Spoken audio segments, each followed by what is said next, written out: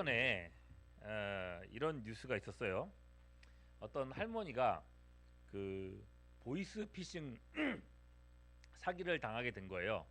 그래서 돈 봉투에다가 그 1억 3,800만 원이라는 현금을 넣어가지고 그걸 하얀 봉투에다가 돈을 넣어가지고 저기 그 어디 신호등 밑에서 이렇게 어떤 사람한테 돈을 넘겨주도록 이렇게 전화로 연락을 받은 거예요. 그래서 이 할머니가 겁을 먹고 돈 봉투를 준비해가지고 신호등 밑에서 돈을 전달하고 이제 그 돈을 전달받은 사람은 유유히 건널목을 이렇게 건너서 이렇게 가는 상황이었던 거죠. 그런데 그때 휴가 중이던 한 경찰관이 그 현장을 목격한 거예요. 이 커다란 뭐지? 하얀 봉투를 누군가한테 이렇게 넘기고 그 사람은 가고 있는데 이 할머니가 표정이 좀 이상해. 그래서 할머니한테 가서 물어본 거죠. 뭘 주신 거냐? 그랬더니 금융감독원에서 돈을 달라 그래가지고 내가 드렸다 이렇게 얘기를 해서 이 사람이 이거 보이스피싱이다 알아챈 거예요. 그래서 그 자리에서 바로 쫓아가가지고 그 사람을 딱 잡아가지고 이제 그 뭐죠? 이 사건을 해결을 했다는 그런 얘기입니다. 그런데 이런 일들이 뉴스 찾아보면요 의외로 되게 많아요. 예, 휴가 중이었었는데 그 뭐라 그러죠? 식당에서 어떤 사람이 막 쓰러졌는데 딱 그 현장에 간호사가 있어가지고 그 사람이 여기서 막 조치를 해가지고 사람을 살렸다느니 이런 얘기들. 그래서 여러분 이 어떤 사람의 전문성이나 성품 이런 것들은요 어떤 상황이 되면요 발현이 된다는 거예요. 드러난다는 겁니다. 네, 그건요 예수님을 믿는 사람들도 마찬가지예요. 오늘 말씀 그런 얘기를 하고 있는 말씀이에요. 16절을 볼게요. 누구든지 등불을 켜서 그릇으로 덮거나 평상 아래 두지 않고 등경 위에 두나니 이는 들어가는 자들로 그 빛을 보게 하려 함이라. 그렇죠. 여러분 밤에 등불을 켜는 이유가 뭐예요? 한 가지밖에 없어요. 보이게 하려고. 그죠? 주변을 보이게 하려고 불을 켜운다는 거예요. 불을 일부러 굳이 켜놓고 나서 그거를 딱 덮어가지고 안 보이게 할 사람은 없다는 겁니다. 자, 여기서 예수님께서 말씀하시는 빛, 이 빛은 누구입니까? 빛을 하나님이 딱 이렇게 켜놓으셨는데 그 빛은 숨기기 위해서 한 게 아니다. 드러내게 하기 위해서 한 거다 그랬는데 이 빛은 누구냐? 마태복음 5장 14절 말씀 제가 너나들은 영지 있죠? 한번 보시게요. 누가 빛이냐? 같이 읽습니다. 시작. 누구는? 너희는 세상의 빛이라. 산 위에 있는 동네가 숨겨지지 못할 것이오. 바로 여기서도 얘기하잖아요. 숨겨지지 않는다고. 근데 여기 중요한 건 뭐예요? 너희가 세상의 빛이라라고 하세요. 이 말씀 잘 보세요. 너희는 세상의 빛이 되라라고 하지 않으셨고요. 너희는 세상의 빛이라라고 했어요. 이 말의 차이를 아시겠어요? 예. 이번에 우리 첫째 아이가 이제 곧 중학교 졸업을 했는데 학교가 기독교 학교예요. 기독교 학교라 가지고 교장 선생님이 나와가지고 말씀을 전하는데 그 교장 선생님에 대해서 제가 무슨 나쁜 말 하고 그런 건 아니에요. 그런데 그분이 그렇게 얘기하시더라고요. 기독교 학교니까 약간 기독교 학교다운 말을 했는데 여러분은 세상의 빛이 되십시오라고 얘기를 하는 거예요. 근데 그 얘기를 듣는 순간 이분은 빛이 되라고 하시는구나. 근데 성경은 뭐라 그러세요? 예수님 뭐라 그러세요? 너희는 빛이라라고 하세요. 빛이 되라라고 하지 않으세요. 우리 존재 자체가요 이미 빛이라는 거예요. 내가 그렇게 느끼든 느끼지 않든 상관없어요. 하나님이 태초에 천지를 창조하실 때 창세기 1장에 보면요 빛이 있으라 그랬더니 빛이 있었잖아요. 그거 똑같아요. 아무것도 없는 세상에 하나님이 말씀하시니까 빛이 있었던 것처럼 예수께서 여러분들에게 우리에게 너는 빛이야 라고 말하는 순간 우리는 빛인 거예요. 이게 중요해요. 그러니까 여러분 마음속으로 한번 따라해볼까요? 겉으로 입으로 따라하려면 절대 안 따라할 거니까 마음으로 따라해봅시다. 나는 세상의 빛이다. 예, 따라했지? 예. 자, 여러분은요 빛입니다. 그리고 빛에는 특징이 있습니다. 숨겨질 수 없다는 겁니다. 빛은 그 자체로 이렇게 비춰질 수밖에 없는 존재라서 어디에 있든지 드러날 수밖에 없습니다. 그래서 17절 말씀 볼게요. 숨은 것이 장차 드러나지 아니할 것이 없고 감추인 것이 장차 알려지고 나타나지 않을 것이 없느니라. 빛은 반드시 나타나고 드러나게 돼 있다는 겁니다. 감출 수가 없다는 거예요.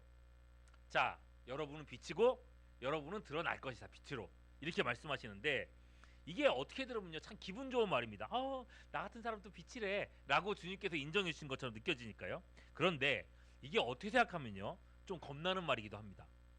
빛이라고 했는데 막상 내가 삶에서 내 삶에서 빛이라는 게 증명되지 않고 드러나지 않으면 그냥 주변과 똑같은 어두움으로 내가 살고 있다면 그 사람은 뭐예요? 결론은 뭐예요? 나는 빛이 아니었네. 이거밖에 안 되는 거잖아요. 18절 말씀 볼게요. 예수님 그래서 이렇게 얘기하시는 거예요. 그러므로 너희가 어떻게 들을까 스스로 삼가라. 잘 생각해라. 내가 이렇게 얘기했다고 해서 그냥 기분 좋으라고 하는 말 아니야. 스스로 삼가라. 그 다음에 뭐라 그랬어요? 누구든지 있는 자는 받을 건데 없는 자는 그 있는 줄로 아는 것까지도 어떻게 된다고요? 뺏기리라. 없는데 뭐 뺏길 게 뭐가 있어요. 그런데 있는 줄로 안다고 생각했던 그것까지도 빼앗길 거다라고 얘기를 하고 있어요. 이거 무서운 말씀이에요.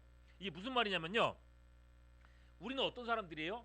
예수님 믿고 천국 간다고 확신하고 사는 사람들이잖아요. 누가 여러분들한테 물어보면 오늘 밤에 세상을 떠나도 나는 천국에서 눈뜰 자신이 있습니까? 라고 물어보면 여러분들 예 라고 아멘이라고 대답하잖아요. 그죠? 그런데 이게 있는 줄로 아는 것입니다. 있는 줄로 아는 것. 나는 구원받았어. 난 천국에서 눈 뜰 거야. 나는 영원히 하나님의 나라에 살 거야. 이게 우리가 알고 있는 줄로 아는 거예요. 구원의 확신이 있다는 거죠. 그런데 지금 내가 내 삶을 보니까 내가 살아가는 모습을 보니까 전혀 빛이 아닌 거예요. 어느 누구에게도 비춰지지 않고 있는 거예요. 그러면 우리가 깨달아야 될 게 뭐예요? 나 구원받은 거 맞아? 이걸 고민하게 된다는 거죠. 그럼 여기까지 제가 얘기를 하면 여러분 마음속에 갑자기 혼란이 올 수도 있어요. 목사님, 아니 예수님 믿기만 하면 다 구원받는다면서요. 지금 목사님은 예수님 믿어도 구원 못 받을 수 있다고 얘기하는 겁니까? 라고 물어볼 수도 있겠죠. 그죠? 예수님을 믿는다라고 하는 이 말을 많은 사람들이요 착각합니다. 어떤 이단은요 내가 예수님을 믿는다고 입술로 고백만 하면 그 다음부터는 내 마음대로 살아도 되고 내 마음대로 죄 지어도 나는 천국은 간다. 왜? 나는 내 입술로 예수님 믿는다고 고백했으니까. 이렇게 가르치는 이단이 있어요. 엄청나게 많은 사람들이 그 이단을 믿고 있어요. 예. 특히 연예인들 마음대로 살아도 되잖아요. 난 예수 믿고 구원도 받고 내 마음대로 죄 짓고 살아도 되니까 얼마나 좋은 그거예요. 근데 여러분 이게 말이 돼요? 내 삶의 빛이 아예 드러나지 않고 있는데 예수님이 나를 빛이라고 불러주셨으니까 나는 빛이야 라고 계속해서 그렇게 억지 부릴 수는 없다는 겁니다. 제가 이렇게 얘기하는 건요 여러분들더러 여러분 빛이 되기 위해서 노력하세요. 빛이 아니지만 여러분들이 노력하면 빛이 될 수 있어요. 이 얘기하고 싶은 거 아니에요. 우리는 스스로 빛이 될 수 없어요. 예, 하나님이 빛이 되게 해주셔야 돼요. 그러면 여기서 제가 진짜 하고 싶은 말은 뭐냐면요 여러분들더러 빛이 되기 위해서 노력하라는 게 아니라 내가 정말 주님이 너는 빛이야 라고 말씀하신 그 빛이 맞는지 스스로를 항상 점검해야 된다는 거예요. 내가 빛이 맞나? 내가 정말 빛이 맞을까? 점검을 할 수 있다는 거죠. 예. 이게 오늘 말씀의 핵심입니다. 어떻게 내가 빛이라는 것을 알 수 있을까? 어떻게 내가 빛이라는 것을 점검할 수 있을까? 이거 정도로 할 수 있다는 거잖아요. 그걸 두 가지로 얘기할게요. 아주 간단하니까요. 한번 들어볼게요. 첫 번째 뭐냐? 하나님의 말씀을 듣고 행하면 빛입니다. 그런 사람은 빛입니다. 뭐라고요? 하나님의 무엇을? 말씀을 듣고 행하는 사람이 빛입니다. 볼게요. 19절에서 21절 말씀인데요. 공생애를 사신 이후에 예수님은요 수많은 무리들을 거느리고 3년 동안 수많은 무리를 거느리고 병을 고치고 가르치고 이러다 보니까 거의 집에 들어가지 않으셨어요. 예수님의 집에 들어가지 않으셨어요. 그 어느 날 예수님께서 사람들을 막 가르치고 있는데 예수님의 어머니 이름 뭐게요? 마리아. 예수님의 어머니 마리아와 동생들이 예수님을 찾아온 거예요. 예수님 보고 싶어서 왔겠죠. 그래도 아들이고 형제인데 왔겠죠. 그래서 사람들이 우르르 모여있으니까 몇만 명이 와가지고 사람들이 막 예수님의 가르침을 받고 병 고치기 위해서 왔으니까 예수님한테 가까이 갈 수가 없는 거예요. 그래서 어떤 사람이 막 쪼르르 와가지고 예수님 어머니하고 가족들이 여기 왔습니다 라고 얘기를 한 거예요. 알려준 거죠. 그랬을 때 예수님께서 뭐라고 대답하느냐? 21절 말씀입니다. 볼게요. 봅니다. 시작. 예수께서 대답하여 이르시되 내 어머니와 내 동생들은 누구라고요? 곧 하나님의 말씀을 듣고 행하는 이 사람들이다. 여기에 몰려있는 이 수많은 사람들이 내 어머니와 내 동생들이다. 그렇다고 해서 지금 찾아온 마리아는 내 어머니 아니다 이 얘기 아닙니다. 지금 예수님께서 하려고 하는 말씀은 따로 있어요. 뭐냐? 여러분 천국에 가면 여러분 가족이 누굴 것 같아요? 천국에 가면 여러분들의 가족은 누굴 것 같아요? 지금 있는 가족? 지금 있는 가족도 가족이죠. 그런데 천국에 가면요, 여러분들의 가족의 단위가 달라져요. 가족의 단위가 달라져요. 어떻게 달라지냐? 여러분 하나님을 누구라고 불러요? 아버지라고 부르잖아요. 하나님이 우리의 아버지예요. 저도 하나님을 아버지라고 부르고 여러분도 하나님의 아버지라고 부르고, 그죠? 모두가 하나님을 아버지라고 불러요. 그럼 우리는 서로 천국에서는 다 뭐가 돼요? 우리 관계는 어떻게 돼요? 혜진아, 혜진이하고 목사님의 관계는 뭐가 될까? 형제가 되겠지, 형제가. 그죠?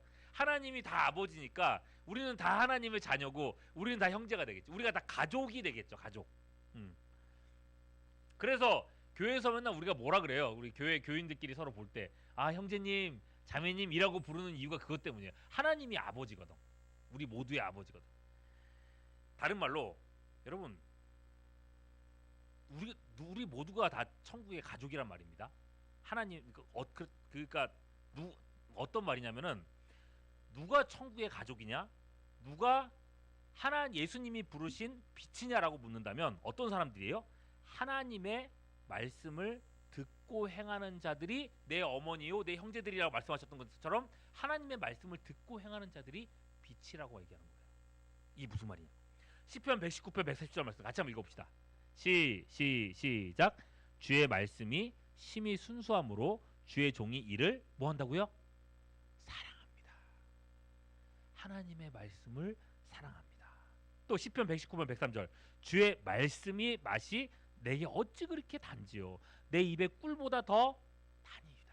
하나님의 말씀이 꿀처럼 달아가지고 말씀 너무 좋아 하면서 막 읽는다는 거예요. 이스라엘 사람들은요, 실제로 하나님의 말씀이 꿀처럼 달다는 걸 가르치기 위해서 아이들이 어릴 때에 맨날 성경책 읽어주거든요.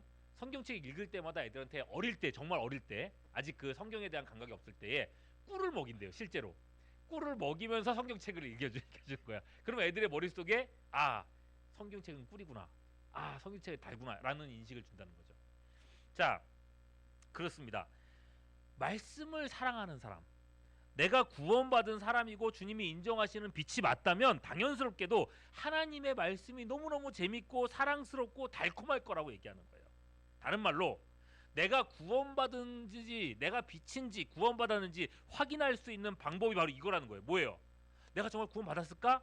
그러면은 확인할 방법, 말씀을 보는 거예요.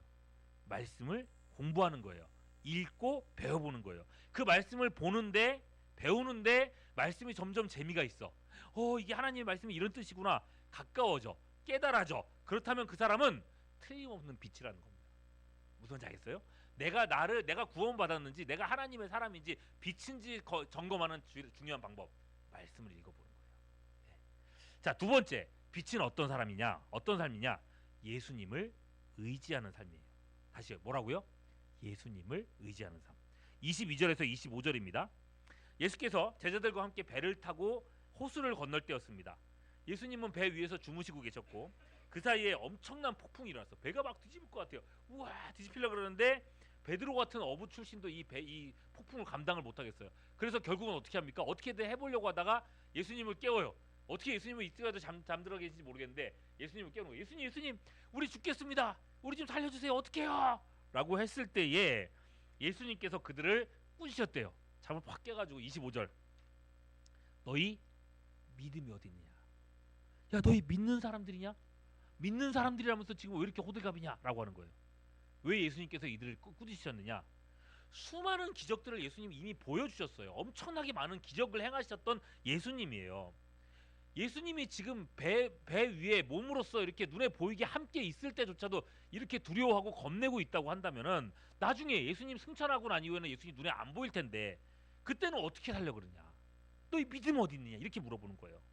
그 예수님 얘기하는 건 뭡니까?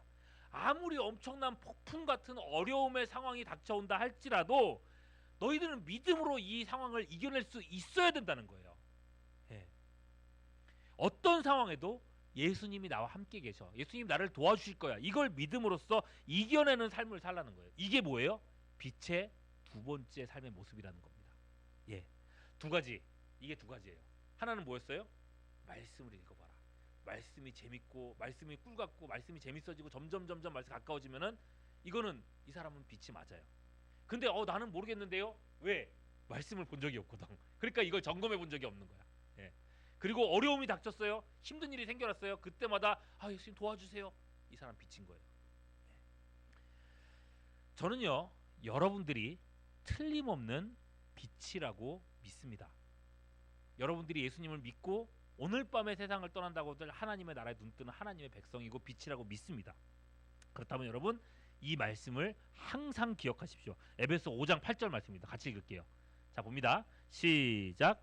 너희가 전에는 어둠이더니 이제는 주 안에서 뭐라고요? 너는 빛이다라고 얘기하죠. 빛이 되라고 얘기 안 하죠. 너희는 빛이다. 그러니까 어떻게 하라고요? 빛의 자녀들처럼 행하라. 빛이니까 빛의 자녀들처럼 사는 게 당연한 거 아니냐라고 얘기하는 거예요. 여러분, 빛의 자녀들처럼 하나님의 말씀을 사랑하고 그분을 믿음으로 그분을 의지해서 모든 어려움을 이겨내는 여러분들이 될 수 있기를 바랍니다. 이번 주부터 이제 학교 개강하고 개학하고 이제 학교 다니게 되고 친구들 만나고 이제 새로운 막 공부도 하고 이렇게 될 텐데 여러 가지 어려움들 상황들 속에서 말씀과 함께하고 하나님을 의지해서 모든 어려움들을 이겨낼 수 있는 여러분들 될 수 있기를 주님의 이름으로 축복합니다.